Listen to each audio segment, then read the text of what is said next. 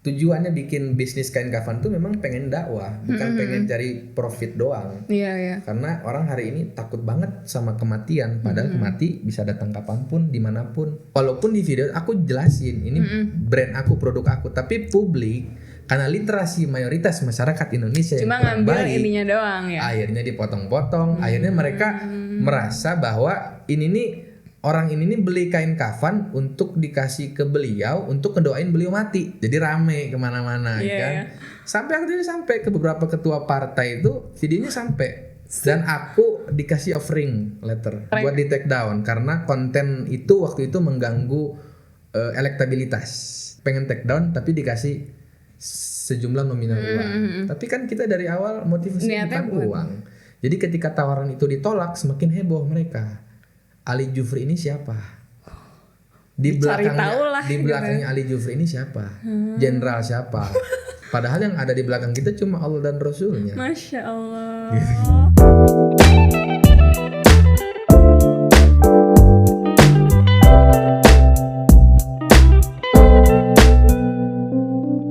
Bismillahirrahmanirrahim. Assalamualaikum warahmatullahi wabarakatuh. Teman-teman semua, balik lagi bersama aku di Hijrah Lestari. Dan untuk episode kali ini, alhamdulillah kita kedatangan seorang influencer TikTok. Masya Allah, kalau kalian lihat di TikToknya itu followersnya udah M ya hurufnya kalau di handphoneku.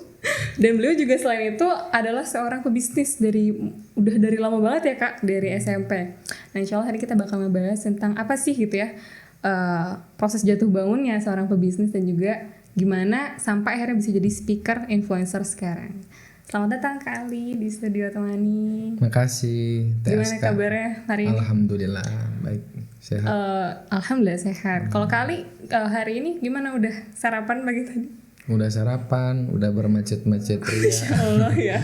Iya tadi Kak Ali kejebak macet ya? Iya. Di mana Kak kejebak macet? Tadi kejebak di Cibiru, bundaran Cibiru. Itu kayaknya emang daerah macet banget sih bundaran Cibiru itu.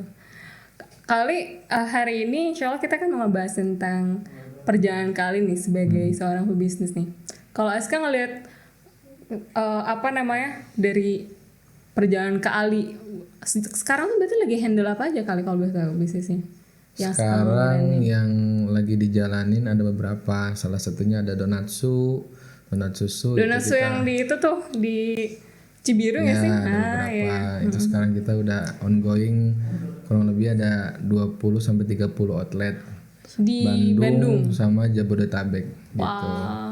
Terus selain itu ada bisnis kita, ada jual kemitraan, ada brand nasi kepal Nusantara. Terus ada Bingsno. Kita ada juga konsultan. Ini masih satu company tapi ya, holding company. Satu company. Kita ada juga benahi bisnis, konsultan bisnis. Terus kita juga ada renov, itu kayak semacam furnitur, interior design dan lain-lain. Sampai kita juga ada bisnis kain kafan. Ada ini nih nanti mau kita sedikit tokil di pertengahan ya tentang kain kafan. Tapi sebelum ke situ, ini kan banyak banget ya Kak Ali. Dan Kak Ali tahun ini, maaf kalau boleh tahu, umurnya 20. Sekarang 28 dan sudah ada segitu banyak tadi tuh. Dan ada yang gak disebutin juga nih kayaknya, yang mungkin ada beberapa zaman dulu lah ya dari. Dan Kali kan katanya udah mulai dari SMP nih, boleh gak sih cerita awal mula? Boleh. Kenapa sih sampai akhirnya bisa mau berjualan atau bisnis? Jadi dulu tuh kan SMP tuh ceritanya, SMP-nya tuh di swasta ya kan. Nah dulu SMP tuh kan Senin sampai Sabtu ya. Kita sekolah sampai tuh. Sore juga sampai ya sore. kalau swasta. Jadi punya waktu libur tuh cuma Minggu. Nah, karena dulu aku tuh orangnya emang dari dulu ekstrovert banget gitu kan. Terus nggak bisa diem, nggak bisa di rumah. Nggak ketemu orang. Harus ketemu orang. Jadi punya kebutuhan untuk ngobrol, ketemu orang segala macam. Nah diseluruhnya bingung dengan apa. Dan aku pun juga dari kecil udah punya cita-cita pengen dapat uang sendiri, pengen ngasilin, nggak pengen repotin orang tua gitu kan. Akhirnya dari sana direlatin, kenapa nggak dagang aja. Kebetulan di dekat rumah tuh ada kayak pasar kaget yang cuman bukanya tiap hari Minggu gitu. Oh tahu, yang tiba-tiba ada di jalan gitu ya? Tiba-tiba ada di jalan. Di daerah mana itu berarti? Di daerah Arca Manik. Oh emang dari Arca Manik? Dekat rumah situ. Waktu itu SMP, usia mungkin ya 14-13 tahun kali ya. Jualan di Udah pasar. jualan di pasar itu. Jualan apa? Jadi setiap hari Minggu tuh jualan baju. Dulu tuh Masya Allah. baju pantai, baju Bali. Itu ngambil barangnya dari mana? Ngambilnya macam-macam, ada yang dari Pekalongan, ada yang dari Bali Allahu langsung, Akbar. ada yang Itu sendiri? Maksudnya nggak Sendiri, biasanya kan sendiri. orang tuh ngikutin orang tua Nah, gitu. sendiri. Kebetulan orang tua tuh pekerja BUMN Kak, jadi memang nggak ada turunan jadi pengusaha gitu kan. Cuman ya dulu kan apa ya, yang penting goalsnya punya pendapatan sendiri, nggak ngerepotin orang tua, dan hari Minggu kebutuhan untuk ngobrol terpenuhi gitu loh. Jadi berangkat dari gak harus ngobrol sama orang gitu. Ya gitu kan, jadi begitu dagang jualan di sana, ketemu dong sama banyak orang kan. Nah salah satunya punya teman banyak orang Padang kan yang jualan. Iya tuh, benar-benar. Nah orang Padang tuh kan ya akhirnya aku belajar banyak tuh, dari mulai public speaking seorang pedagang. Oh bentar, kan kalau pedagang itu biasanya ketika lagi nggak ada pembeli suka ngobrol tuh sama yang Ngobrol, lain. betul. Ada yang ini nggak kayak, Dek kamu masih Betul, ada lah yang nyepelein, terus kenapa kamu juga yang masih kecil udah kayak gini segala macam, sekarang belum ada kebutuhan hidup ya. Ya udah dengan polosnya bilang ya udah mau cari pengalaman, karena dulu goalsnya bukan profit. Iya emang pingin. Yang penting mulai jualan gitu. Nah, akhirnya dari situ jalan running gitu kan, bisnisnya mulai besar, tapi punya banyak temen gitu. Itu masih jualan baju itu? Masih sampai SMA waktu itu tuh. Jualan tuh. Samsak nggak ada perasaan khawatir ketika, maksudnya minimal lah kayak hal yang sempet di considerate jadi jualan gak ya, atau emang langsung terabas aja gitu? Langsung terabas, walaupun memang orang tua sempat ada komen lah gitu kan, karena orang tua dulu masih ngasih uang jajan memang.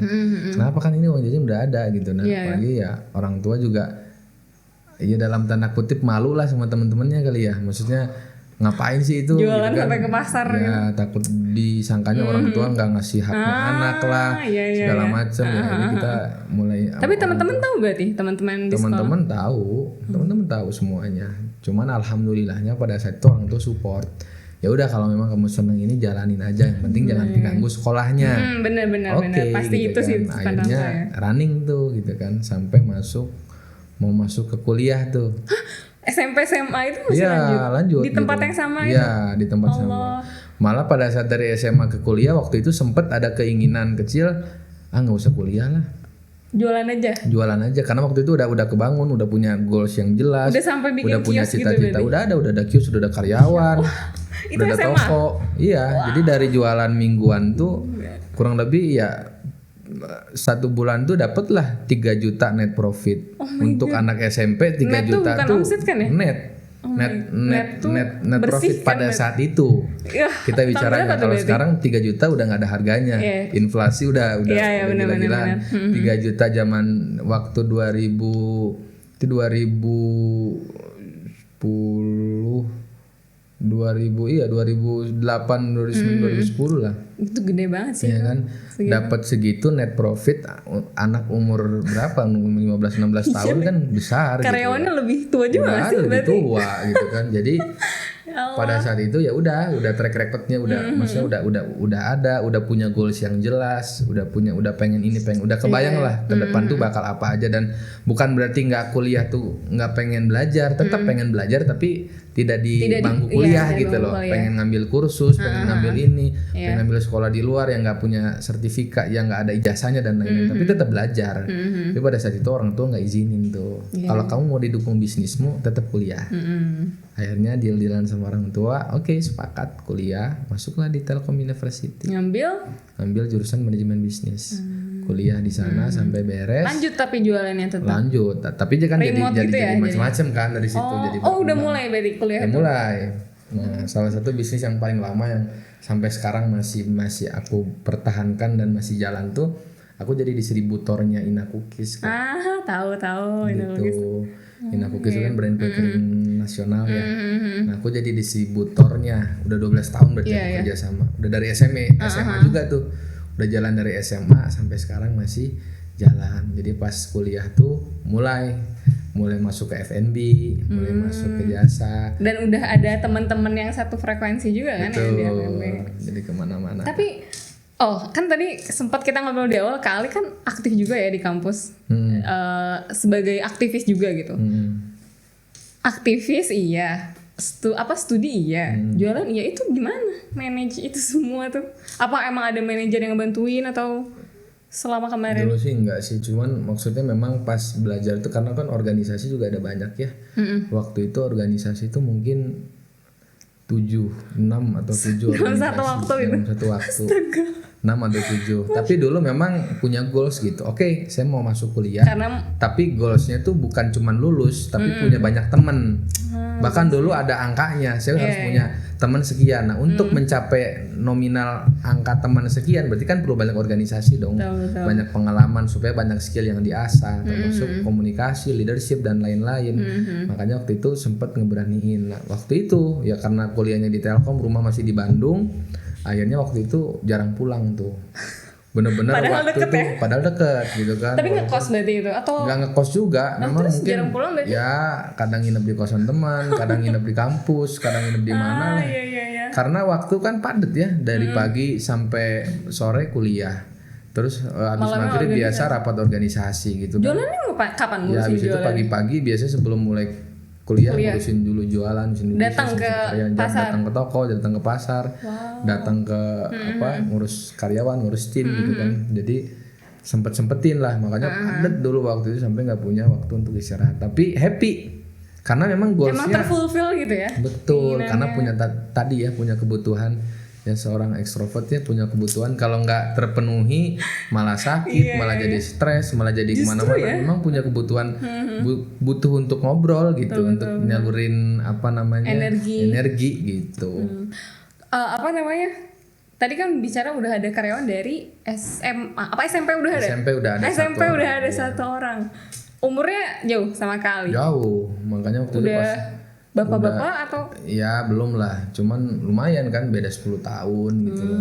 Karyawan pertama waktu itu. ada nggak pengalaman? Karena ini aku juga nih ya, aku sebenarnya di rumah ada nggak bisnis yang gitu ya, lebih ke jualan aja gitu. Dan salah satu problem utama yang aku punya dengan keluarga itu adalah trust ke orang. Itu adalah hal itu. Emang kalian gimana sih sampai bisa berani di SMP gitu? Karena dulu terpaksa Kak, sebetulnya aku nggak pengen punya karyawan, pengen semua dihandle sendiri. Cuman karena waktu itu ya balik lagi ya, aku akhirnya ketika cuma jualan di pasar, aku pengen punya toko yang jualannya daily gitu loh, nggak cuman jualan hari Minggu doang. Nah karena aku punya keterbatasan waktu, aku nggak mungkin bisa dong ngeluangin waktu di Senin sampai Sabtu, karena aku harus komit belajar sekolah waktu itu. Jadi mau nggak mau aku harus rekrut tim untuk handle gitu, untuk dia yang jaga dari Senin sampai hari Sabtu gitu kan. Minggu mungkin aku bisa bantu di sana. Jadi mau nggak mau waktu itu malah pas interview juga itu emang open recruitment, bukan nyari perekrutmen. open recruitment berarti orang asing banget dong. Iya, karena dulu ya anak kecil nggak punya teman yang Iya juga sih. yang lebih tua lah gitu kan. Teman-temannya sepelan semuanya sekolah gitu kan. Jadi yang wawancara juga kali. Wawancara saya juga. Makanya SMP nih. Makanya waktu itu diketawain juga sama timnya kan. Ini nih anaknya atau yang punya katanya. Iya deh, kayak aku mana ya ini timnya. Iya, wah keren Tapi sih. ya udah itu jalannya lah. Tapi sekarang momen itu disyukuri gitu kan. Kalau mungkin nggak melalui momen itu, ya akhirnya mulainya telat gitu.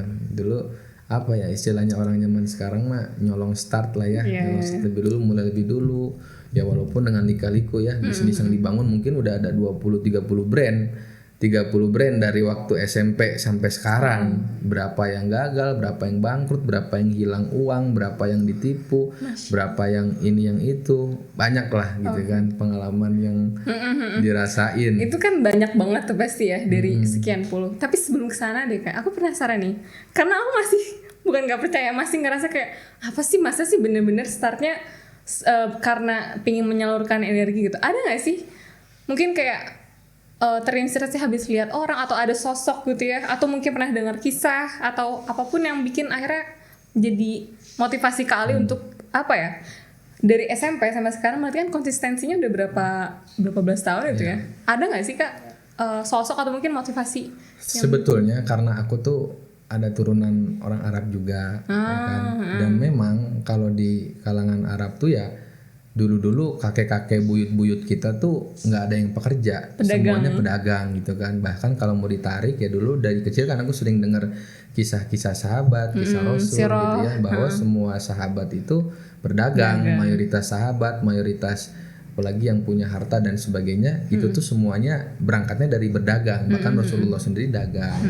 Apalagi kalau kita lihat kisahnya Zubair bin Awam terus Abdurrahman bin Auf gitu kan, maksudnya mereka terbiasa dari usia muda memang dagang gitu dan dari dagang kecil bahkan betul, dan dagang itu yang mengantarkan posisi mereka kayak sekarang, mereka bisa bermanfaat buat banyak orang. Jadi dulu punya motivasinya itu selain pengen kayak sahabat yang bisa bermanfaat buat banyak orang dan punya waktu luang gitu loh. Waktu luang punya waktu luang untuk kontribusi terhadap dakwah, kontribusi sama agama gitu kan. Ya karena kan banyak waktu untuk mikirin agama gitu ketika finansialnya sudah terpenuhi gitu. Jadi bisa bantu banyak orang dan balik lagi bisa bantu agamanya Allah. Itu pengennya dari awal pengennya kayak gitu. Berangkatnya dari situ ya. Ya karena lihat orang-orang. Apakah dari awal itu dari ketika SMP udah ada pemahaman itu atau mungkin ada transformasi? Kalau masih SMP masih sekedar namanya anak kecil lah gitu ya. Maksudnya belum punya visi yang clear lah. Yang penting ya waktu itu ya sekedar pengen dapat penghasilan tambahan yang ngerepotin orang tua dan main karena niatnya bukan duit gitu loh. Waktu itu malah nggak jelas, ada uangnya kadang nggak ada uangnya, kadang laku kadang nggak laku, tapi happy gitu kan, makanya dijalanin terus. Karena emang terfulfill juga. Betul. Berarti titik akhirnya ketemu tadi pemahaman itu tuh di mana kali? Apakah ada akhirnya makin banyak ketemu orang gitu kan, maksudnya makin banyak ketemu orang khususnya pedagang-pedagang yang mungkin berapa puluh tahun terjun di situ. Aku gali kenapa sih mereka masih bertahan gitu ya, apa motivasi mereka, dan rata-rata yang bertahan yang besar yang jadi konglomerat itu bukan sekedar uang motivasinya gitu. Jadi kalau cuma sekedar uang maka rapuh gitu kan, karena pasti kan badainya banyak ya, maksudnya jatuh, ditipu orang, ditipu, dihianati segala macam. Nah ketika motivasinya uang akan mundur dengan sendirinya. Tapi orang-orang yang besar pada saat itu bahkan sampai sekarang motivasinya bukan uang tapi kebermanfaatan untuk banyak orang, keberkahan, ridhonya Allah dan lain sebagainya. Itu yang membuat mereka kuat bertahan tuh sampai ada di posisi besar gitu kan. Artinya bukan cuma sekedar uang ya, uang pasti akan datang dengan sendirinya gitu. Cuman motivasi yang ketika mereka jatuh, lemah segala macem, ya ada motivasi strong why-nya lah. Kenapa gitu masih mau bertahan di sini sampai dapat apa yang diinginkan gitu.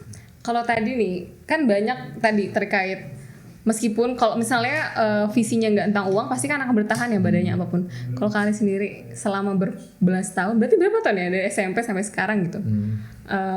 Apa sih momen mungkin yang paling berat gitu ya dalam konteks perjalanan bisnis kali, yang mungkin bahkan sampai bisa jadi ada titik hampir putus asa lah gitu, atau paling ya itu ya, ada salah satu titik pas aku lagi merintis bisnis kue kering pada saat itu. Jadi distributor utama salah satu brand ternama di Indonesia sampai sekarang. Waktu itu usia 17 tahun. 17 tahun SMA berarti? SMA. Udah. Jadi SMA waktu itu dapat orderan besar ceritanya. Orderan dari suatu company besar, orderannya kurang lebih 80 juta. Wow. Jadi waktu itu pengiriman kue kering itu pakai kontainer truk gitu.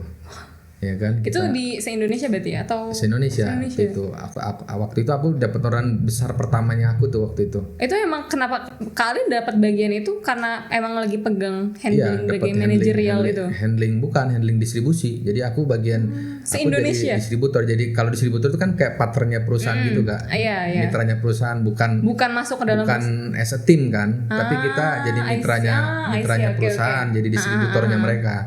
Nah pada saat itu aku dapat orderan tuh, karena orderan tuh nggak masuk ke perusahaan, masuknya ke distributor. Ketika aku dapat orderan itu nilainya 80 juta, gede banget pada saat itu bagi aku. Maka motivasi aku harus kenal ownernya dong. Jadi ketika nyewa truknya itu aku harus ikut di dalamnya untuk kenalan sama ownernya, karena harus bangun hubungan yang bagus kan. Ketika waktu itu datang semua transaksi semua dia tunaikan, bukti transfer semuanya.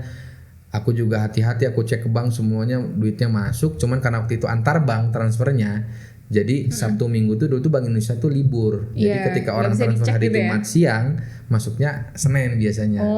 Nah Sabtu dia udah minta kirim barang tuh. Aku udah kirimin barang Sabtunya pakai truk semua, aku ketemu ibunya semuanya. Udah aku pulang lagi. Nah Seninnya harusnya kan masuk kata orang bank tuh karena waktu itu clearing atau RTGS aku lupa nama transaksinya tuh. Nah Senin aku tunggu nggak masuk. Ternyata pas aku konfirmasi ke bank bukti transfernya palsu. 80 juta untuk anak usia 17 tahun. Astaga. Jadi pas aku balik lagi ke bank ternyata bener ini tuh ada satu step yang terlewat dan orang dalam bank yang main. Dan waktu itu modus orang baru. Dalam bank? Orang dalam bank. Oh berarti main. bukan customernya ya? Bukan, customernya juga. Jadi kerja sama orang gitu ya? bank supaya ngeluarin bukti transfer palsu. Gitu kan. Akhirnya pas kita datang lagi ke lokasi yang sama, pas aku nganter barang udah bubar. Udah nggak ada tuh ruko tuh. Udah nggak ada yang jadi dia tuh nyewa ruko untuk penipuan doang. Memang jadi barang udah hilang segala macam, sedangkan aku harus bayar ke perusahaan gitu kan dengan nominal segitu kurang lebih gitu. Jadi itu jadi pembelajaran. Wah, terpukul, sakit hati, kesel, sedih, nangis. Dan waktu itu bahkan titik terendah banget itu nggak akan mungkin lupa momen itu, bahkan sampai pengen nyerah bunuh diri gitu. Ada di titik itu karena bener nggak kebayang ini ngebalikinnya gimana. Iya, ngebalikinnya gimana, terus ini gimana ngomongnya, orang tua nggak tahu lah. Oh belum cerita itu belum berarti? Cerita gitu kan. Ini bener-bener drop lah, apa mau kabur aja, lari atau kayak gimana. Jadi bener-bener bingung. Iya pasti. Ya kan, maksudnya ini karena ini bukan nominal yang kecil. Akhirnya di sana alhamdulillah Allah masih kuatkan iman, ngobrol sama orang tua, berusaha terbuka, pengen cari solusinya. Alhamdulillah di situ orang tua nggak ada marah, support anaknya. Masya Allah, gimana responnya ketika menceritakan? Ya alhamdulillah, maksudnya ya orang tuh sedih juga denger karena nominal bagi orang tuh juga itu nggak sedikit, nggak kecil gitu. Tapi alhamdulillahnya dapat support dari orang tua, bukan support finansial, support semangat, menenangkan, moral. Nah di situ aku akhirnya tenang, akhirnya aku bisa mikir enak. Baru di situ aku berani diri untuk ngomong ke perusahaan bahwa aku minta tenggat waktu untuk balikin uang itu. Akhirnya di sana alhamdulillah perusahaan setuju. Aku di sana kerja keras dong. Jadi nggak diurus ke polisi atau gimana ya? Sempet diurus, tapi ya tahu sama tahu lah. Skip. Daripada panjang dan keluar nominal yang lebih besar, jadi kita lebih baik mengalihkan ya perhatian kita tahu bersama kayak. Betul. Jadi akhirnya ya udah dari situ ya kerja keras sebagai kuda lah, ya kan. 80 juta. Targetnya berapa lama dikasih tenggat waktunya? Kurang lebih nggak nyampe setahun solve udah gitu. Alhamdulillah terbayarkan gitu kan atas izin Allah semuanya. Dan dari situ barulah ada lonjakan omset. Akhirnya aku ketemu dengan banyak orang. Dari sana makin kebuka lah kerannya. Ternyata memang benar kata mentorku waktu itu, ya kalau nggak kejadian begitu nggak akan sampai ke titik ini. Masya Allah. Gitu. Itu kan namanya apa ya? Mempercepat kegagalan gitu ya, maksudnya menghabiskan jatah gagal gitu ya, karena tiap orang itu kan ada jatah gagalnya, jatah bangkrutnya, jatah hilang uangnya. Nah, daripada masa tua itu terjadi, mending masa muda mumpung belum ada beban, belum ada keluarga, belum ada anak yang dihidupi, jadi sedihnya sedih sendiri. Jadi happy-nya waktu itu orang lain masih masih nongkrong nggak jelas, masih ini. Aku habis waktu untuk ngurusin hal-hal yang kayak gitu, yang orang dewasa yang ngurusin gitu kan. Tapi anak jadi apa ya, orang bilang mah dewasa sebelum waktunya lah. Karena bener banget sih ini dari SMP, dari SMA. Betul. Berarti setahun tuh SMA ya beresnya? Si utang 80 juta itu? SMA beres. SMA beres. Nggak kepikiran UN tuh? Itu masih ada UN kan ya? Masih ada dong. UN SBM. Ya maksudnya aku berusaha memisahkan ya, maksudnya apa ya, dari dulu sih aku udah belajar manajemen waktu ya, kayak maksudnya gimana caranya belajar sendiri kan, apa ya konsultasi dan lain-lain. Maksudnya tadi kan pertanyaan gimana bagi waktu tuh pas di kampus tuh kan ada organisasi, ada ada bisnis, ada kuliah gitu kan, ya kuncinya di manajemen waktu kan, supaya masing-masing aku ngasih porsi nih, berapa jam sehari buat ngurus bisnis, berapa jam sehari buat ngurus kuliah. Kadang bahkan kalau nggak sempet kuliah ya aku kayak kerja sama temen, tolong dong bantuin ngerjain tugas. Saking nggak ada waktunya, aku harus rapat BEM dulu. Dulu jadi menteri. Dulu belum ada joki tugas ya, belum ada. Jadi kayak minta tolong terus dia aku traktir makan. Masya gitu kan. Allah. Yang jelas saling bantulah dalam kebaikan aku bilang. Dulu dia bantuin ngerjain tugas, terus aku juga bisa ngurus bisnis, bisa rapat. Karena dulu aktivitas di BEM juga banyak banget Pasti kan. banget, gitu kan. aktivis pasti ini Gitu. banget di BEM. Jadi rapat nggak berhenti, aksi nggak berhenti gitu kan. Oh ambil di BEM-nya ini, Kastrat apa? Kebetulan ya waktu itu Menteri Pengabdian Masyarakat. Masyarakat. Cuma kan tetep ya kita Iya, tetap pasti ke lapangan terlibat gitu kan, terus. apalagi dulu lokasi Telkom tuh kan deket Balai Endah, kawasan banjir. Ya otomatis Menteri Pengabdian Masyarakat yang turun dong, ya kan?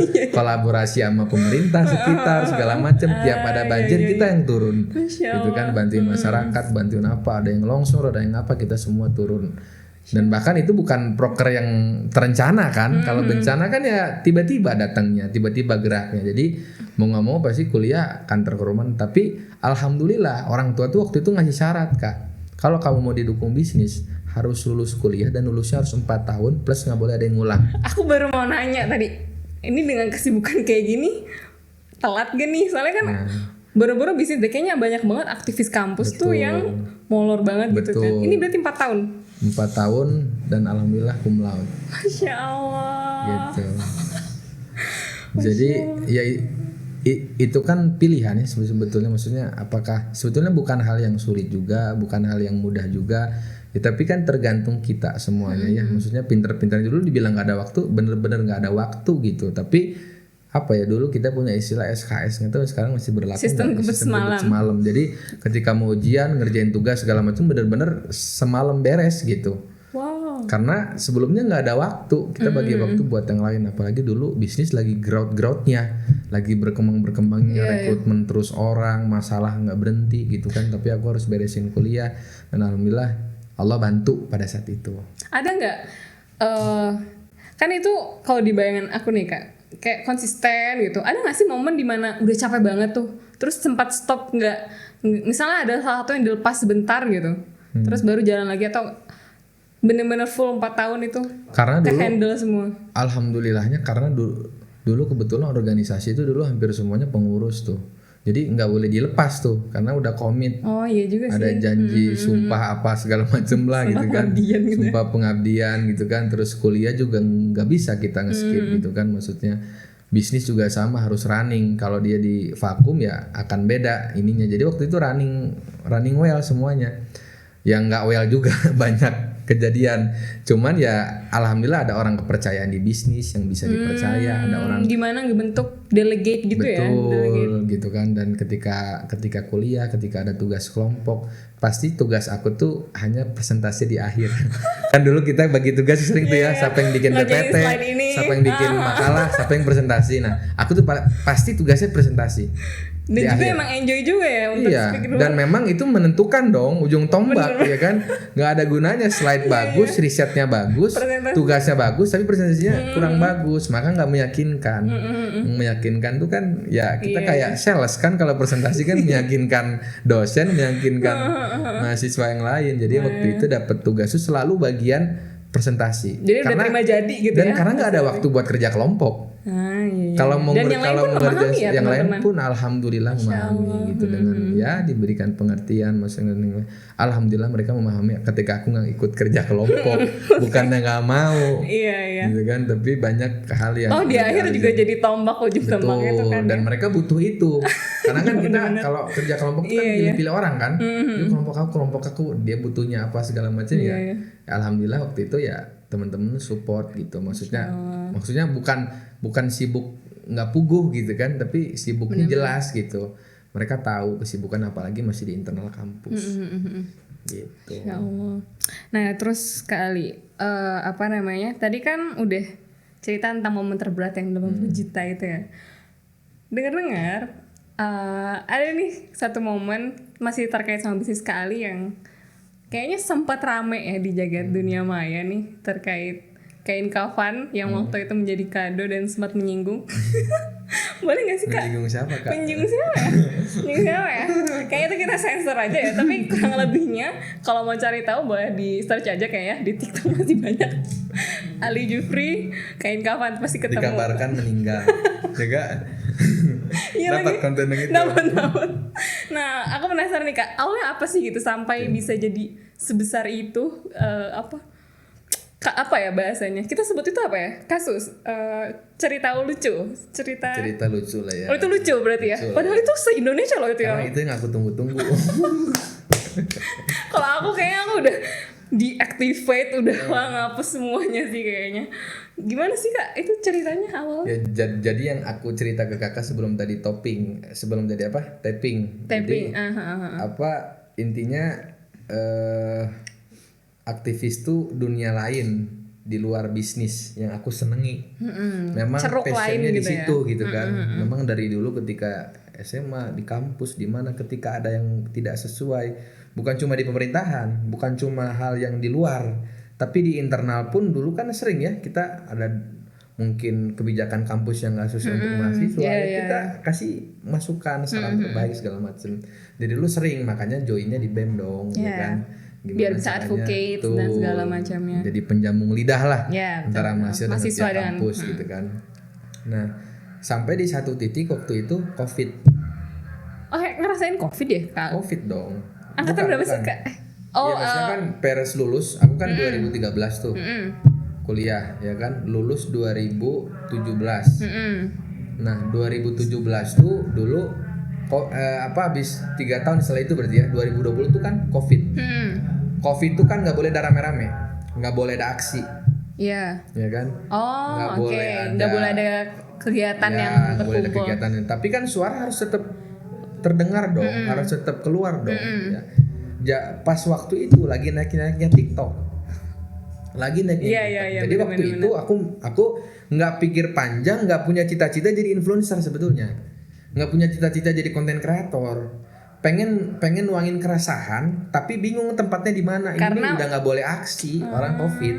Zaman dulu TikTok tuh naiknya pas COVID justru kan, orang semua buka TikTok gitu kan. Nah, akhirnya waktu itu masuklah di TikTok.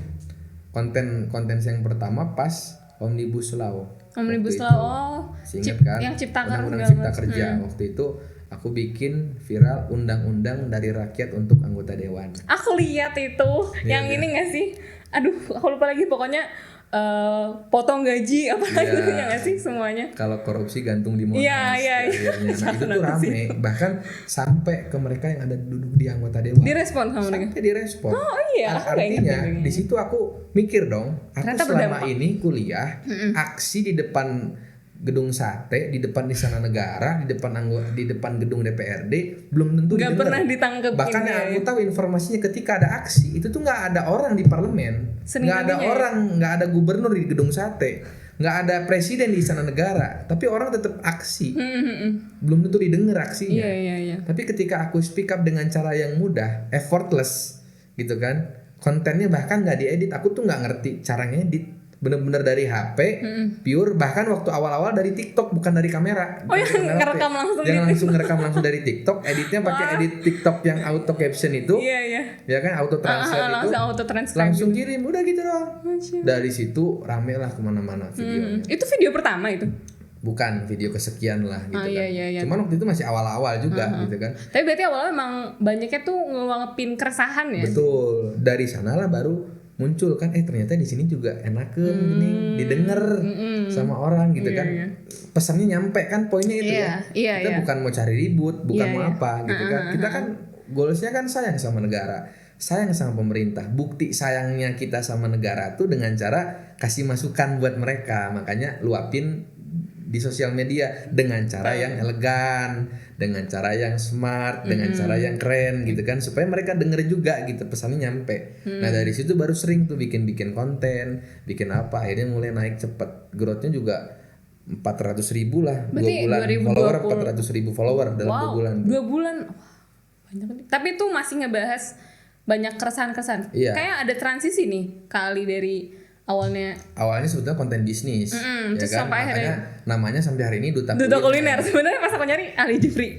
Ya Duta kan? kuliner. Karena bisnisnya Aku lihat- memang seputar kuliner kan Iya, sampai hari betul, ini betul. gitu kan. Jadi semua pengen ngebangun sebetulnya konten makanan awalnya kan Awalnya. gitu kan. Tapi karena aku nggak terlalu minat gitu ya, maksudnya Ngevideoin. konten pengusaha tuh sebenarnya nggak asik bagi aku tuh gitu Lebih ya. asing ngejalaninnya aja Lebih ya. iya lebih asik ngejalaninnya, udahlah itu jadi aktivitas hidup gitu, profesi. Iya, Tapi kalau untuk yang di share ke publik, aku lebih pengen share keresahan tentang apa, negara, politik, tentang agama, apapun lah, pesan-pesan yang aku ingin sampaikan Iya, iya. aku sampaikan di sana, ditambah dengan aku ngelihat latar belakang banyak banget aktivis yang tergadai imannya gara-gara terbeli tuh sama beberapa Iya, orang tertentu gitu kan. Nah, Iya, kita iya, kan nggak pengen kayak mereka dong. betul. Zaman dulu idealis segala macam, kita pengen kan terjaga.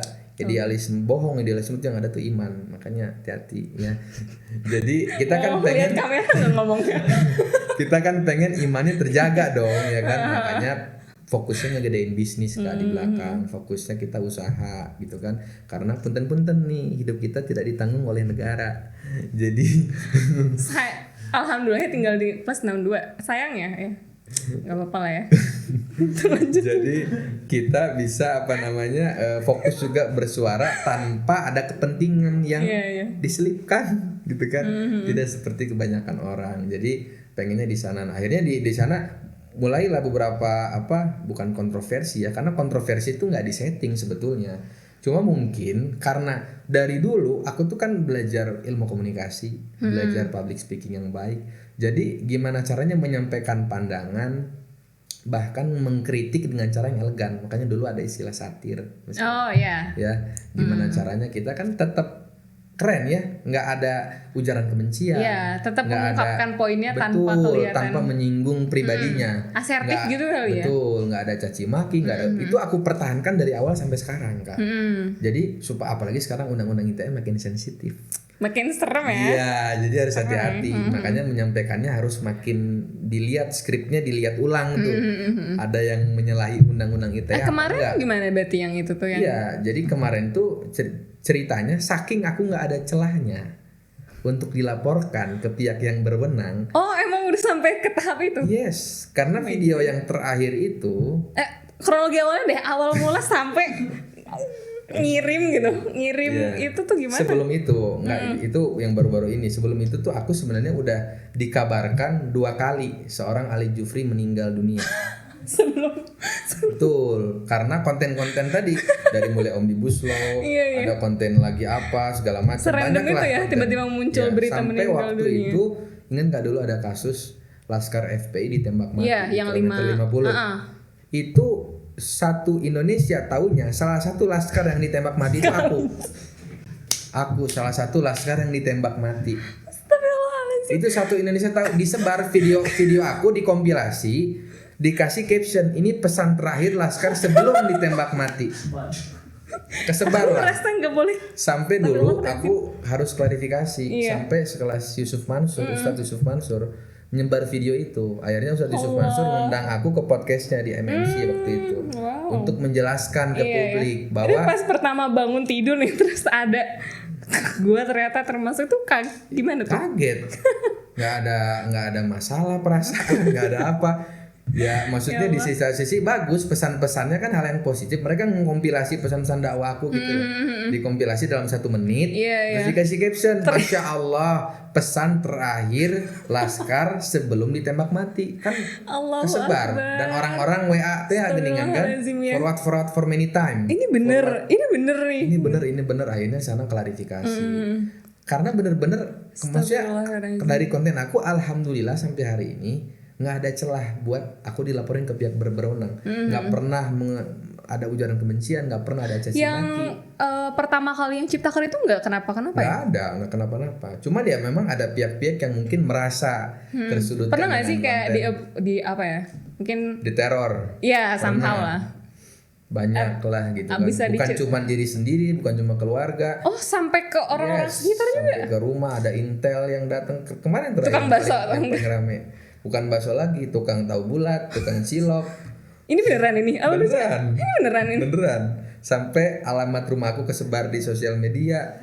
nomor telepon kesebar, WA aku disadap Kak, WA grup isi percakapan dibongkar di TikTok. Disadap WA-nya. Jadi isi percakapan yang secret gitu ya. Itu bener-bener dibongkar di WA. Ya aku kan masih pakai Telkomsel. Telkomsel kan punyanya gitu, you know lah. Akhirnya kemana-mana jadinya gitu kan. Jadinya dari sana yang terakhir ini ya itu kan niat baik ya. Kita pengen bukan cuma ke salah satu calon sebetulnya, maksudnya ke semua calon gitu kan. Pengen memberi pesan bahwa ya apa ya, penyakit akhir zaman ini wahan ya, cinta dunia dan takut mati. Nah tujuannya bikin bisnis kain kafan tuh memang pengen dakwah, bukan pengen cari profit doang.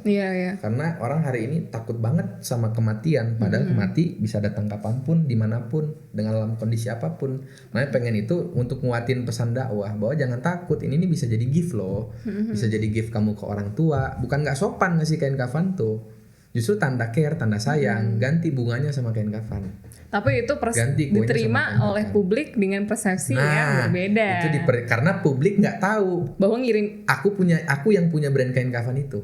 Beda dong kesannya dong. Oh, berarti sebenarnya aku tuh belum sempat lihat. Walaupun di video aku jelasin ini brand aku, produk aku, tapi publik karena literasi mayoritas masyarakat Indonesia cuma yang ngambil baik, ininya doang ya. Akhirnya dipotong-potong, akhirnya mereka merasa bahwa orang ini nih beli kain kafan untuk dikasih ke beliau untuk ngedoain beliau mati.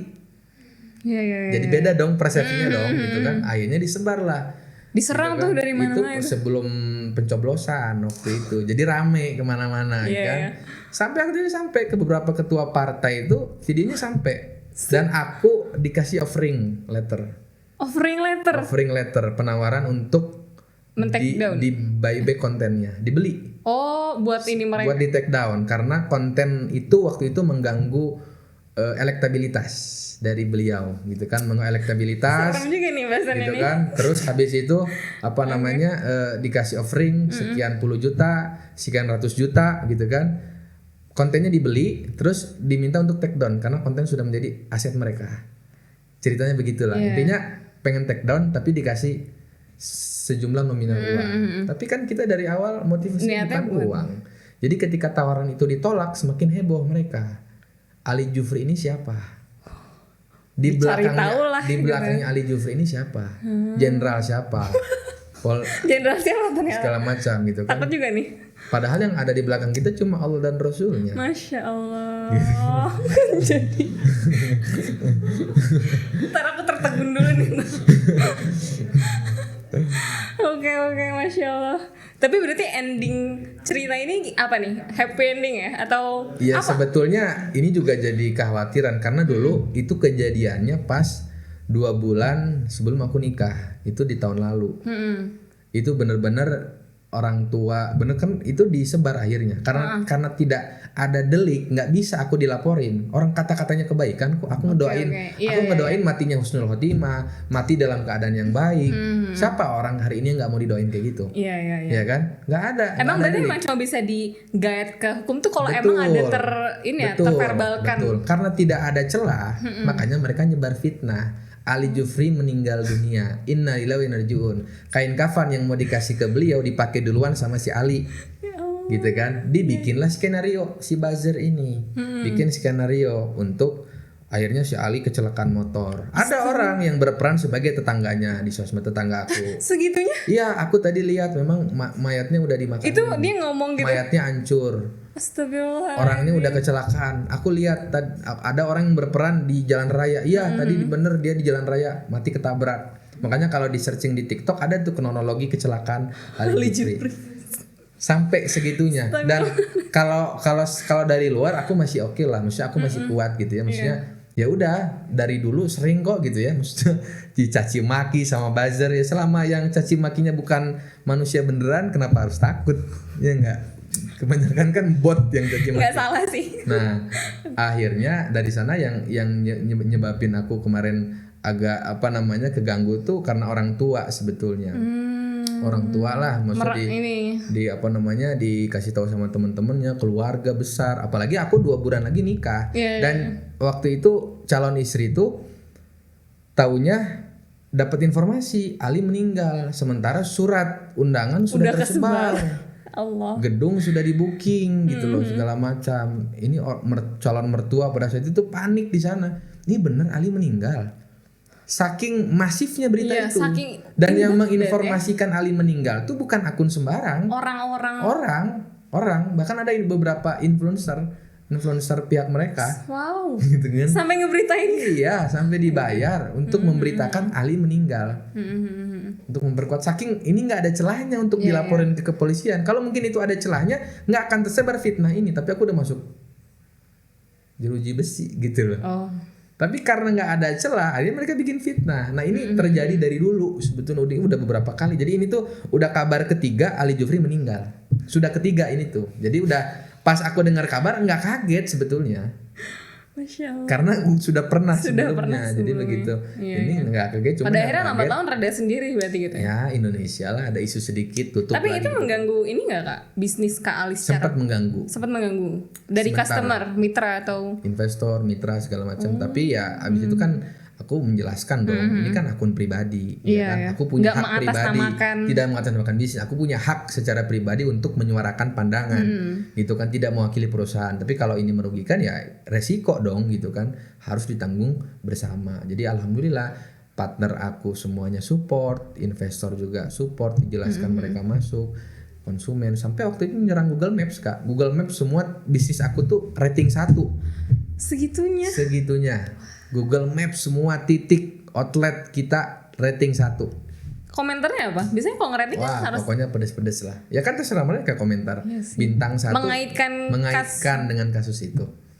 Akhirnya kemana-mana jadinya. Tapi kan aku akhirnya membackup di belakang. Alhamdulillah ekosistem aku support gitu loh. Dengan aku bilang juga ke mereka, dengan adanya begini bukan bikin aku mundur loh. Aku bilang justru aku mungkin akan lebih ganas lagi ke depan, lebih vokal lagi. Karena ini kan ibarat mereka nuangin minyak tanah ke api yang sedang membara.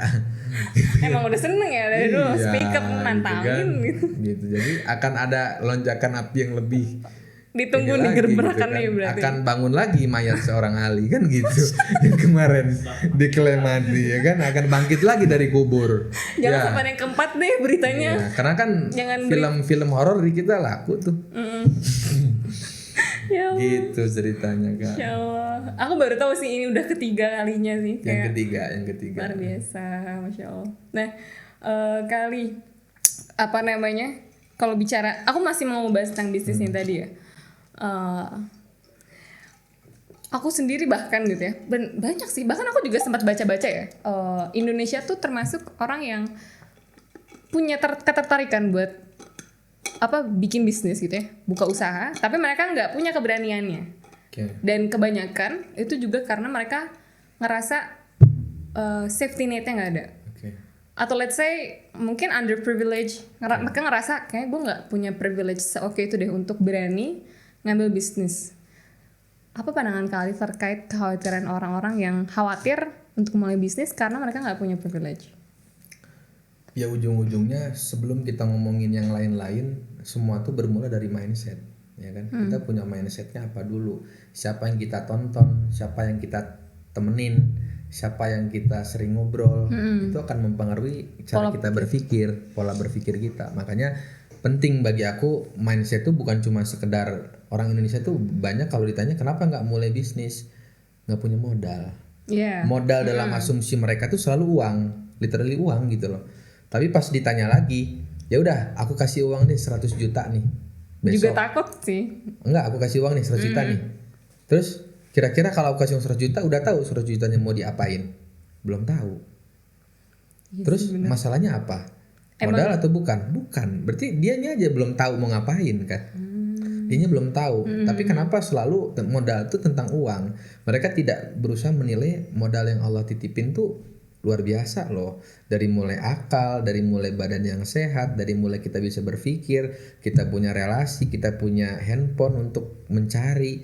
Sekarang zaman makin mudah, makin ini gitu kan. Teknologi kan kalau disikapi dengan benar gitu kan, ini bisa jadi jalan kita untuk maju berkali-kali lipat dari sebelumnya.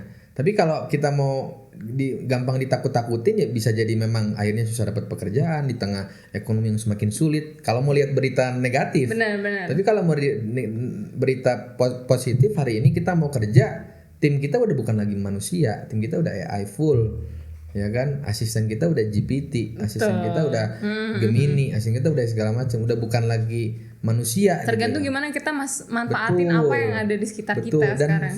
Free kan hari ini kita bisa nikmatin teknologi yang hari ini. Nah kita hari ini trial itu di kantor gitu loh. Ternyata bisa loh punya tim yang bener-bener nggak ada beban, kerjanya bisa 24 jam. CS kita hari ini udah robot semua yang apa namanya tadi udah segala macam itu CRM kita khususnya di kemitraan ya, kita udah trial kemarin udah pakai AI.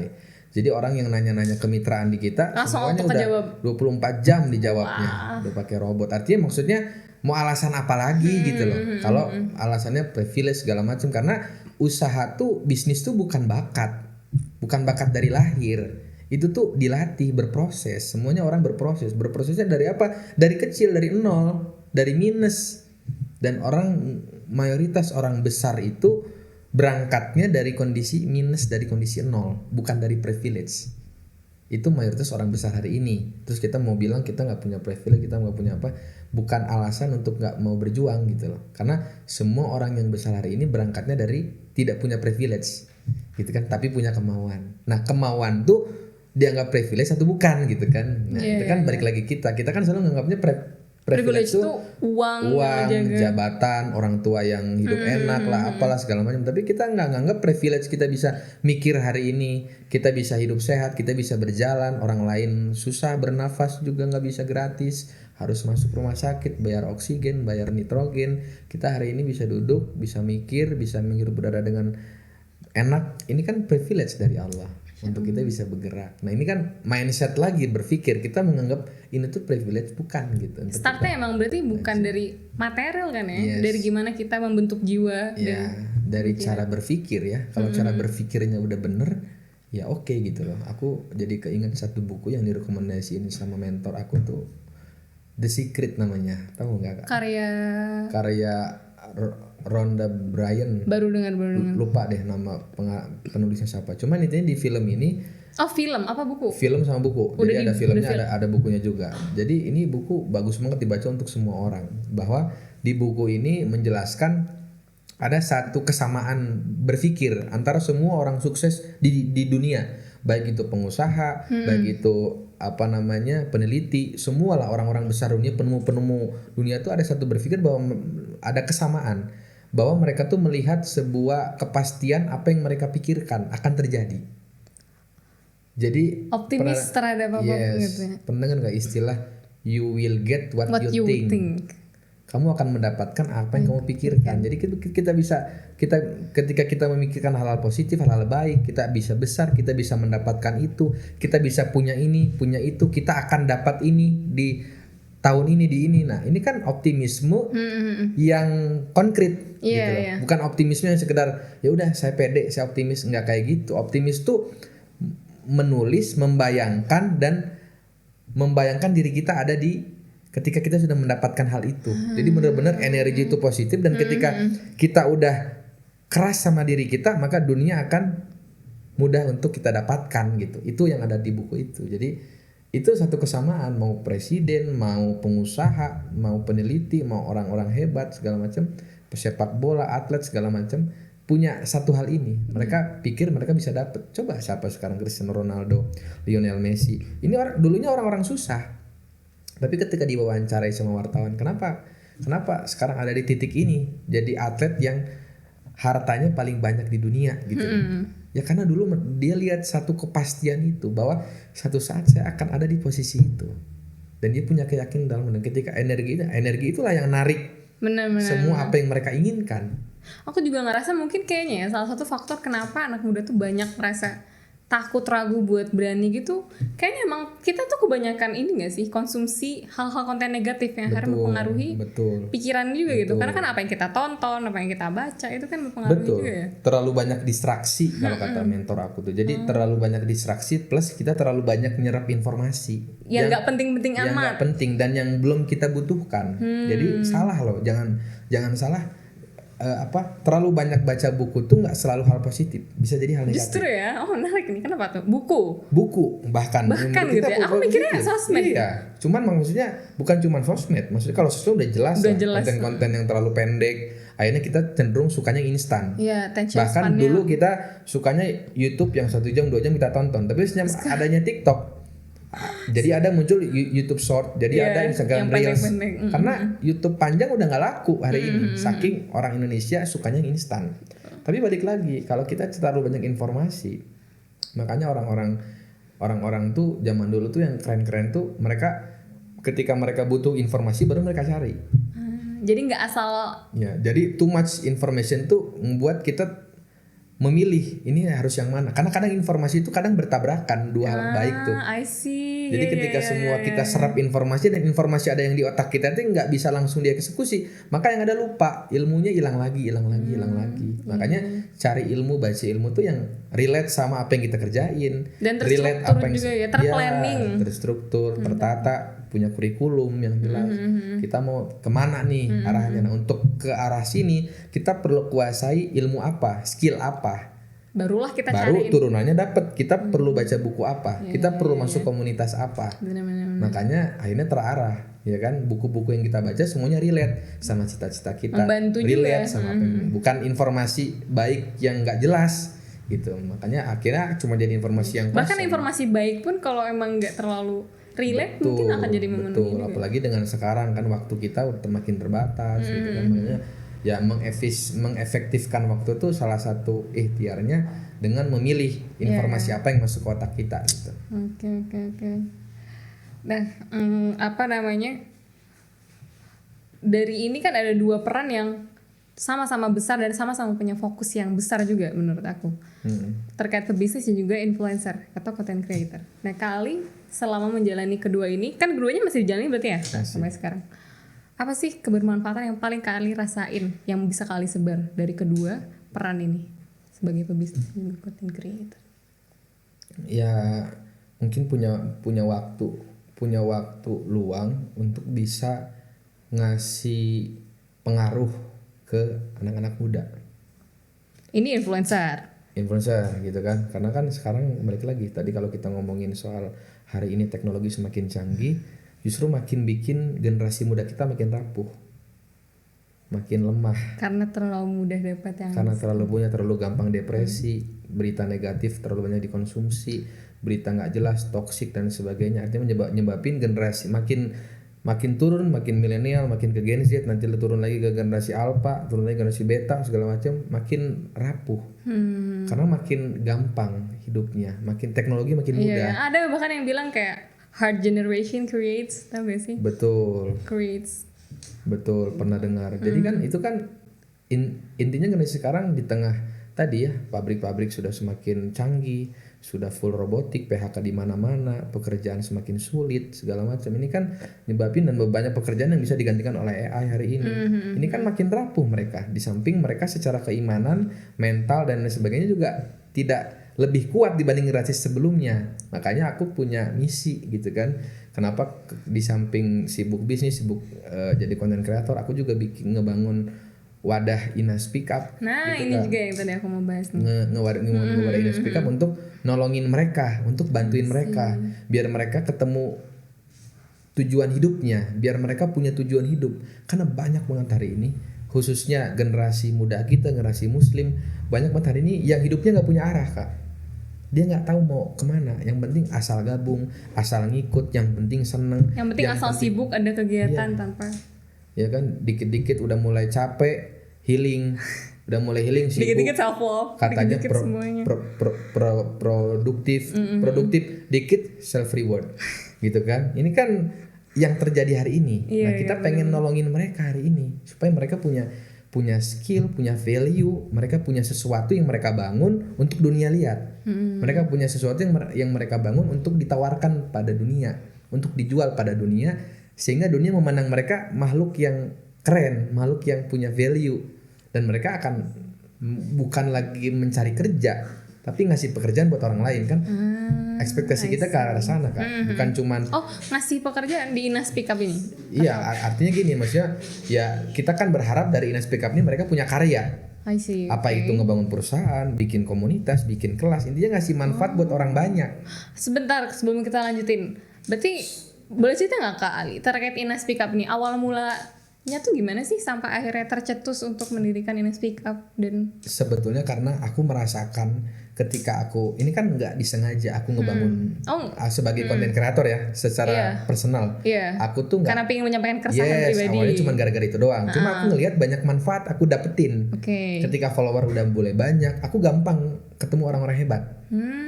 Itu kan privilege buat aku dong, ya kan? Yang nggak didapatkan orang biasa. Orang hebat tuh nggak mau ketemu orang-orang biasa yang nggak bisa ngasih feedback buat mereka. Ketika orang hebat mau ketemu orang, artinya orang yang ketemunya harus orang hebat juga dong, supaya dia bisa tukar manfaat, tukar feedback gitu kan. Ini ngasih manfaat ke sini, dia juga ngasih manfaat ke sini gitu. Jadi harusnya itu. Nah, aku merasa punya banyak privilege ketika personal branding dibangun. Aku bisa kenal orang-orang hebat, dan itu nggak bisa didapetin dengan cuma punya uang. Tanpa personal branding gitu loh. Mungkin aku kalau cuma punya uang, bisnisnya gede, nggak punya personal branding, belum tentu aku bisa ketemu orang-orang hebat. Tapi karena tadi sama-sama punya pengaruh, jadi bisa klik tuh, bisa nyambung obrolannya. Nah, aku pengen banyak orang tuh yang dibangun itunya dulu sebelum fokus ke cari kerja dulu. Gitu loh. Makanya kenapa strong why-nya dia harus punya value, harus tahu dulu dia bisanya apa, skillnya di mana, passionnya apa. Itu yang diasah sampai dia jadi ahli di situ. Di Inas Speak Up tuh dia speak up secara tidak langsung. Kita juga memerangi tadi apa namanya perang semangat baca gitu ya. Jadi harapannya ketika mereka speak up, yang mereka dakwahkan, yang mereka share itu harus hal-hal yang berisi. Gitu loh. Artinya nanti akan ada semangat baca. Nggak sekedar nyari viral. Betul, semangat baca, semangat literasinya naik. Buku yang dibaca, informasi yang didengar, YouTube yang dikonsumsi, podcast yang dikonsumsi, itu kan mereka harus filter supaya omongan mereka ketika speak up bisa ada isinya. Pesannya nyampe gitu kan. Ketika mereka speak up, dampak lain yang dihasilkan, mereka akan mudah mengamalkan apa yang mereka bicarakan. Itu yang paling konkret menurut aku. Makanya dakwah tuh bukan cuma sekedar kita denger, tapi kita juga harus jadi pelaku.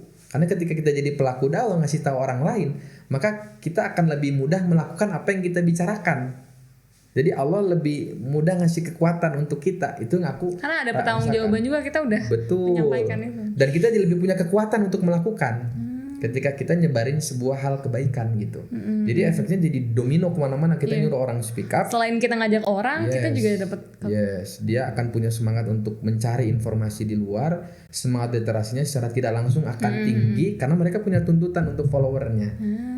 Nah, ketika mereka menyampaikan hal kebaikan, maka otomatis mereka mudah melakukan. Jadi mereka akan merubah hidup mereka sendiri, dan itu nggak usah direncanakan, mereka akan ada manfaat-manfaat untuk hidup mereka, dari mulai pekerjaan, bahkan yang sumber-sumber income yang mungkin tidak dideteksi sebelumnya akan tiba-tiba datang juga. Kalau bahasa kita di Quran kan min haitsu la yahtasib ya, akan diberikan rezeki dari arah yang tidak disangka-sangka gitu. Harapannya itu. Makanya goalsnya kalau di Inas Speak Up tuh kita ayat utamanya tuh kan intan surullah yansurkum ya. Saya barang siapa yang tolong agamanya Allah lewat dakwah, lewat semuanya, maka otomatis Allah akan ngasih stok pertolongan untuk orang itu. Maka akan ditolong dalam hidupnya, dalam pekerjaannya, dalam keluarganya, dalam semua masalahnya akan diselesaikan kalau kita berusaha menyelesaikan masalah agama gitu loh. Jadi relate gitu loh Kak dengan apa yang sedang kita bangun hari ini, karena orang hari ini kan masalahnya masalah kehidupan, percintaan, keluarga, finansial, karir, ini kan psikologi lah, apalah, ini kan masalah mental, semuanya relate. Tapi kan kita nggak bisa solving masalahnya di sini. Ya solvingnya ya tadi tolong dulu agamanya Allah, bantu agamanya Allah. Nah, ini semua yang ngeberesin kita nggak bisa kita, nggak mungkin kita butuh pertolongannya Allah. Makanya cara kita untuk caper, cari perhatiannya Ya Allah, Allah, itu adalah dengan cara dengan nolong agamanya Allah gitu. keren sih nih cara supaya dapat pertolongan Allah, caper sama Allah. Kalau caper sama orang kan nggak boleh, ya. Kan kalau caper sama Allah harus. Gitu. Jadi caper-caperlah sama Allah ya guys. Tadi kan Kak Ali sempat bilang ya terkait dengan menjadi influencer itu jadi bisa ketemu orang-orang hebat. Yes. Apakah Ina Speak Up ini tuh hasil obrolan dengan orang-orang hebat itu juga? Salah satunya Kak, karena dulu sering tuh, maksudnya aku di titik waktu itu udah follower udah 700.000 di TikTok, ya kan. Terus aku udah sering ketemu, maksudnya influencer hebat. Kalau aku ke Jakarta, keluar kota, kadang suka janjian, ya kan. Kita sekedar cuma diskusi, ngopi. Iya. Tapi Janjian meskipun belum pernah kenal. meskipun belum pernah kenal, cuma diskusi karena kita punya kayak satu kesamaan konten gitu loh. Kayak kita I punya see. satu irisan yang sama, konten kita sama. Lu mau ngasih dampak apa buat orang lain? Kadang dia udah buat ini, buat itu. Bahasannya gitu berarti kalau ketemu tuh. Iya, jadi kan kadang kita juga jadi iri dalam hal kebaikan ya.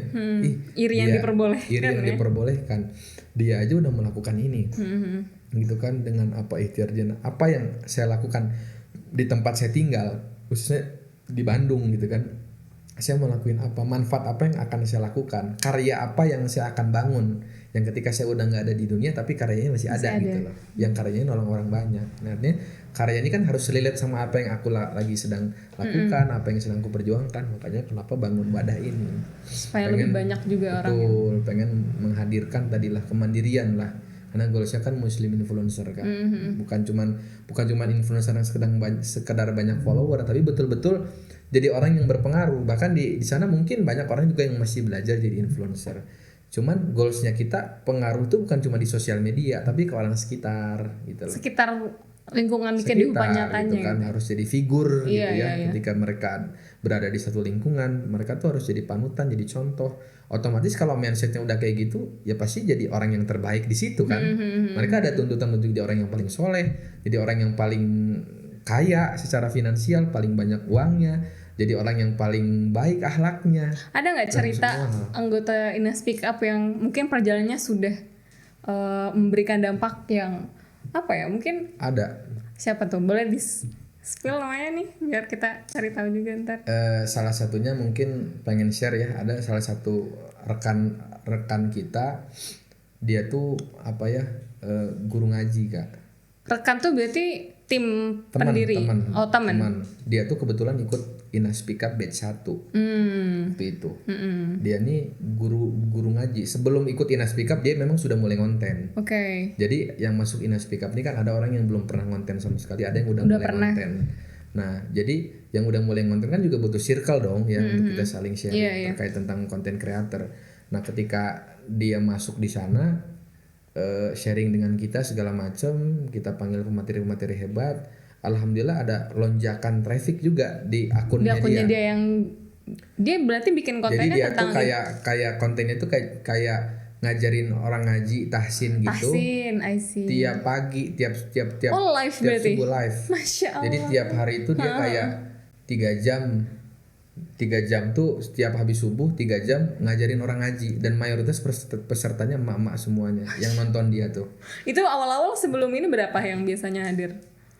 Awalnya ratusan sampai sekarang ribuan yang nonton dia live tuh, ngajar ngaji gitu kan. Gimana caranya dia yang tadinya marbot sekarang udah jadi affiliate TikTok gitu kan, official. Iya bener ya, kalau udah naik bisa yang omsetnya nggak sedikit hari ini. Akhirnya dia sekarang jadi salah satu brand ambassador satu Quran ternama, merek Quran ternama. Jadi dia kayak nge-affiliatein jualin Qurannya gitu kan di akhir. Itu pun karena misinya dia balik lagi dakwah tadi. Jadi dari awal sampai akhir dia bertahan untuk tidak jualan sama sekali, murni untuk edukasi. Nah, ketika di akhir itu pun dia pilih Qurannya yang sesuai sama apa yang dia ajarkan. Kalau orang lain mau mudah, fitur-fiturnya ada di Quran ini. Itu cuman kurang lebih 5-10 menit dari durasi total 2-3 jam dia live. Jualannya cuman 10-15 menit di akhir. Dan itu omsetnya, pendapatan dia hari ini ratusan juta per bulan. Masya Allah. Ratusan juta dari per affiliate bulan. Dari situ. Itu kan itu salah satu itu yang paling berhasil lah. Namanya Kang Gifari. Kang Gifari. Kang Gifari Putra itu salah satu nomor satu lah sekarang. Apa username-nya kali? Givari Putra. Givari Putra. Okay, salah satu panutan kita juga, rekan-rekan kita juga yang sekarang juga jadi mentor juga di Ina Speak Up, bantuin teman-teman yang lain gitu kan. Kemarin dia nyempatin waktu juga buat sharing banyak hal segala macam. Intinya kita juga punya banyak misi ke sana. Ada yang fokusnya ke sosial, ada yang fokusnya ke jurnalis, ada yang fokusnya ke hukum, gitu kan, yang sebagai lawyer. Jadi kita pengen ke hukum. Iya. Anak hukum ikut Ina Speak Up baru nyadar lagi aku. Kita pengennya maksudnya gini loh, dakwah nih bukan cuman orang yang basicnya agama. Dan kita pengennya masuk ke semua industri gitu kan, bahwa orang tuh dakwah dengan caranya masing-masing gitu. Yang penting kalau yang hukum bikin apa kontennya berarti? Ya tentang hukum di Indonesia, hukum di udah jalan tapi sekarang udah jalan gitu kan. Jadi kan endingnya kita pengen maksudnya setiap orang tuh speak up dengan kapasitasnya masing-masing gitu, ya kan, hal yang ketahui, dan disitulah diselipkan pesan-pesan dakwah gitu kan, supaya harapannya ya semakin masif dari sudut pandang masing-masing gitu kan, akhirnya makin masuk ke masyarakat, makin masuk ke audiens gitu kan, kalau yang ngomong tuh ada kesamaan dengan mereka gitu, supaya damai ini bisa menyasar lebih banyak lagi. Betul. Karena emang aku juga kadang ngerasa ya kebanyakan orang yang tertarik sama field ini yang kurang lebih orang-orang lingkaran itu kan, justru lingkaran-lingkaran kayak tadi anak-anak hukum gitu kayaknya mungkin masih belum banyak kan yang masuk ke dalam. Betul. Makanya PR-nya kita justru makin ngejangkau orang umum. Kita perbanyak dari mulai semua profesi harus ada dalam sini, supaya dakwah ini bukan jadi profesi tapi jadi tugas dan kewajiban semua orang untuk mengemban amanah ini. Masya Allah. Wah, sudah azan, kita pause dulu atau lanjut aja? Nggak apa-apa. Lanjut aja. Oke. Nah, tadi aku notice kalimat terakhir Kak Ali ya, terkait bagaimana kita semua terus berdakwah gitu. Kan itu sama seperti yang kamu pernah nuduat qabla kulli syai gitu ya. Kita dai sebelum menjadi apapun. Kak Ali sendiri kalau melihat bisnis ini kan tadi sebagai awalnya berangkatnya dari pingin menyalurkan energi sampai akhirnya di suatu titik supaya tidak bergantung sama orang, jadi bisa menjadi finansial sendiri, tetap speak up ya, tetap bisa menjaga idealisme. Tapi kalau misalnya dikalimatkan gitu, apa sih arti bisnis buat Kak Ali saat ini? Kemandirian ekonomi kali ya, kemudian kemandirian waktu untuk untuk bisa lebih dekat sama Allah dan belajar untuk bantu agamanya Allah, itu aja. Ada nggak sih Kak momen yang baik dari pebisnis dan juga influencer ya? Boleh kalau mau diceritain yang salah satunya atau mau salah satu aja, momen yang paling membekas, yang paling bikin Kak Ali ngerasa deket sama Allah dari segala perjalanan tadi, dari SMP sampai sekarang. Mungkin ya itu kali ya, ketika sama Allah tuh betul-betul dimudahkan, ketika aku yang dulunya bukan siapa-siapa gitu ya, dan hari ini sudah sampai ke titik ini, punya amanah mengelola puluhan bahkan ratusan karyawan, punya amanah mengelola organisasi, punya amanah mengelola beberapa komunitas hari ini. Ini kan semuanya bukan skenario seorang Ali, tapi skenario Allah gitu ya, yang dimana ya ini jalannya gitu, Allah pertemukan dengan orang-orang hebat sampai endingnya mungkin gitu kan, dengan video-video yang ada tuh, padahal video-video tuh nggak seberapa gitu ya, kayak mungkin video-video pendek gitu kan, tapi banyak komen-komen yang menyentuh gitu loh. Ternyata orang banyak berubah mindsetnya, berubah cara berpikirnya dari video yang dikirimkan gitu kan. Itu kan bukti ya, maksudnya Allah masih pilih kita, masih melibatkan kita, masih pakai kita dalam dakwah. Karena yang aku tahu gitu ya dari mentor bilang ya, Allah mah nggak butuh kita gitu. Allah mah nggak butuh kita yang butuh Allah, kita yang butuh dakwah. Dakwah mah tetap akan jalan tanpa kita gitu kan, mau dengan kita atau tanpa kita akan tetap jalan. Tapi kan kita yang pengen terus dipilih di jalan ini gitu kan. Makanya kenapa ya Mas sampai sekarang masih bersyukur, karena betul-betul ini bukan maunya kita, tapi ini sedang Allah pilih. Ini kita sedang menjalankan amanah dari Allah. Tapi kalau kita malas-malasan hari ini, maka akan Allah cabut amanah ini dan Allah berikan ke orang lain yang lebih pantas gitu. Masya Allah. Karena kita mau tetap dipilih Allah. Bener banget sih. Tertohok deh. Jadi pengen merenung dulu. Masya Allah. Sebenarnya terkait influencer nih kali, aku jadi penasaran. Kan yang Kak Ali bawa gitu ya, branding influencer ini memang banyak tadabur tentang Islam. Kalau aku lihat di TikTok ya gitu. Tapi selama ini pernah nggak sih ada, kan kita tahu ya kadang ada yang suka membentur-benturkan terkait misalnya kita bikin konten Islam nih, terus tetap ada yang nge-counter dan mungkin kontra gitu ya. Sejauh ini ada nggak sih Kak yang bener-bener mungkin? Kalau kontra mah selalu ada kayak di setiap konten, pasti ada aja yang nggak suka, ada yang maksudnya itu, bahkan itu mah itulah naluriahnya dakwah gitu, itulah hukum maksudnya memang dakwah tuh seperti itu. Kalau semua orang suka, kayaknya bukan dakwah deh namanya gitu. Kalau seorang suka, semua orang pro, semua orang suka, nggak ada hujatan, nggak ada apa, kayaknya bukan dakwah deh. Karena yang dicontohkan Nabi nggak kayak gitu. Yang dicontohkan Nabi ada hujatannya, yang dicontohkan dakwahnya Nabi ada caci makinya, ada yang ini, ada yang itu. Jadi kalau misalkan kita ada yang hujat, ada yang kontra, ada yang apa, ya berarti sedang ada dalam track yang benar gitu. Nah artinya di setiap video kan suka ada aja yang komennya kayak yang lu paling bener aja gitu kan, maksudnya ada yang ngomong panitia surga lah, ada yang ngomong siap sih paling penghuni surga gitu ya. Ada yang jual tiket surga lah. Cuma kan ya balik lagi, kita mau terganggu nggak sama hal itu? Dan hal itu kan hal kecil ya, ujian yang nggak seberapa. Kalau kita compare dengan ujiannya Rasulullah, ujiannya para sahabat, mereka sudah sampai ke bukan lagi ujian mental, cuman caci maki yang nggak jelas gitu, tapi langsung dilempar batu, ada yang sahabat ditusuk, ditombak segala macam.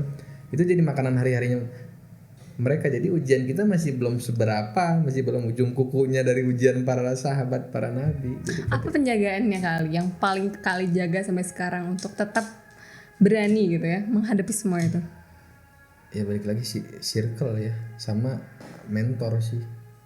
Maksudnya aku selalu rutin ngaji gitu ya, maksudnya mentoring sama mentorku gitu ya, minta nasihat lagi, apa yang rutin udah benar belum sih, ada yang salah enggak gitu kan, supaya ada yang mengkoreksi, ada yang nasihatin, ada yang ini. Dan yang terpenting selalu punya guru. Selalu punya guru, terus selalu mau untuk dinasihati. Dan yang paling penting jaga amalan daily gitu ya, karena amalan daily itu yang akan berpengaruh jadi energi untuk konten kita punya ruh atau enggak gitu. Selalu diomongin sama mentor aku tuh, kalau amalannya hancur, mau sebagus apapun public speakingnya, mau sekeren apapun skripnya, pesannya nggak akan nyampe. Karena dari hati ke hati. Yes, tapi kalau skripnya apa adanya, public speakingnya juga nggak bagus-bagus amat, tapi amalannya bagus, apa yang kamu omongin kamu sudah lakuin, maka akan beda. Makanya banyak kita kayak dengar video, mungkin orang public speaking nggak bagus tapi kok kayak kena gitu ya. Kadang gitu ya, lihat videonya orang dari mana, tapi kayak kena gitu, kayak nyampe gitu pesannya. Ya mungkin dia amalannya lagi bener, tapi mungkin banyak juga kita lihat pesan-pesan kebaikan isinya bagus, tapi kok kayak nggak kena gitu ya. Beda feel-nya ya pas gitu, kita nonton. Gitu. Itu kan bagian dari ikhtiar juga ya, maksudnya kita kan tujuannya bukan untuk memperbaiki orang, dakwah tuh ya, yang aku tahu dari mentorku, tapi tujuannya balik lagi untuk memperbaiki diri kita gitu. Karena tugas, kalau kita niatnya untuk memperbaiki orang juga bahaya juga gitu kan. Jadi niatnya untuk pada akhirnya kan orang juga punya, kita berdakwah bagaimana melaksanakan perintah Rasul. Betul, goalsnya kan bukan diterima atau enggak. Bener. Mau ditolak mau diterima bodo amat. Yang penting kita melakukan. Yang penting melakukan, kita membuktikan ke Allah kita pengen dipilih. Kita pengen dekat gitu, kita pengen ini. Bener banget sih, ya gitu. Tapi kan yang goalsnya Allah rubah hidup kita, Allah rubah kebiasaan kita, Allah rubah akhlak kita, Allah rubah amalan kita, Allah perbaiki kualitas hidup lah. Goalsnya kan itu, kita mau dakwah teh gitu. Kali ada nggak pesan yang mau kali sampaikan ini buat anak-anak muda yang tadi yang kita bahas, banyak yang masih takut lah buat ini karena nggak punya privilege, atau masih takut dihujat lah, dengan kalian tadi sudah ada 800 juta, ada 3 kali diberitakan meninggal dan segala macamnya. Ada nggak pesan yang mau kali sampaikan buat mereka? Apa ya? Pengen ngasih tahu aja, hidup tuh singkat banget kalau kita nggak buat apa-apa.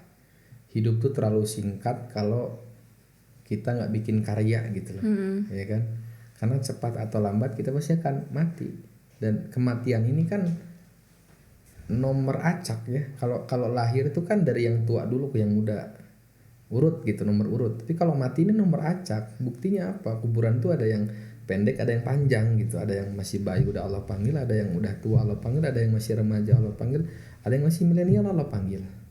Nggak ada yang tahu. Dan kalau sudah sampai di sana di alam barzah, kita nggak ada kesempatan untuk balik lagi ke dunia untuk beramal gitu. Jadi waktu kita beramal tuh hanya sekarang. Yang Rasulullah sabdakan umur umatku kurang lebih 60-70 tahun. Jarang yang lebih dari itu. Dan banyak yang kurang dari itu. Gitu kan? Bener. Banyak yang kurang dari itu Bener gitu kan. Jadi ini kan waktu yang singkat. Kalau kita nggak buat apa-apa, kita akan nyesel selama-lamanya. Gitu kan? Karena jalan pintas menuju surganya Allah itu tuh lewat dakwah. Karena kalau kita ngandelin amalan pribadi, masalah sholat, masalah ibadah daily kita nggak akan mampu ditukar dengan tiket surganya Allah, kata mentorku gitu kan. Tapi kalau kita pakai jalan dakwah, maka ini akan ada jalan pintas, jalan pintas menuju surganya Allah. Maka manfaatkan masa mudanya sekarang, sibukkan diri dalam kegiatan yang bermanfaat dan fokus naikin value sih ya, skill, asas skill, apa yang kita mampu, apa yang kita bisa. Harus punya mimpi yang besar. Kalau bisa jangan setinggi langit, setinggi galaksi ya. Karena tadi balik lagi ya, we will get what we think. Kalau orang lain, dunia ini nggak ada harganya bagi Allah. Murah dunia nih, nggak ada apa-apanya. Kalau dunia yang nggak ada harganya ini Allah kasih ke orang kafir, masa kita yang muslim ya Allah nggak kasih gitu loh. Dunia ini nggak ada harganya. Artinya dibilang kita nggak butuh dunia, kita butuh dunia untuk bantu agamanya Allah gitu kan. Kita butuh dunia, tapi kata mentorku, dunia ini jangan ditaruh di hati, cukup digenggam di tangan. Gunakan dunia ini untuk bantu agamanya Allah supaya kita ada pada derajat yang diharapkan, yang dimana derajat itu kemarin diisi oleh orang-orang hebat. Abdurrahman bin Auf, Zubair bin Auf sudah membuktikan bahwa hartanya mereka menyelamatkan mereka dari api neraka dan masukkan mereka ke surganya Allah. Karena banyak orang tadi ya takut kaya, takut ini, takut itulah, takut jadi orang yang sombong segala macam. Padahal justru dengan jadi ini gitu kan, kita punya lebih banyak peluang gitu ya, untuk berbuat kebaikan. Bisa lebih banyak bantu orang.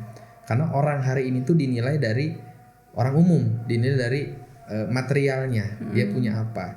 Nah, ketika kita dilihat sama orang, itu kan kesempatan kita buat dakwah, mempengaruhi mereka gitu kan, kasih paham ke mereka. Karena orang di dunia cuma ada dua, dipengaruhi atau mempengaruhi. Nah, kalau kita nggak berusaha mempengaruhi orang, kita akan dipengaruhi. Ya Allah, benar.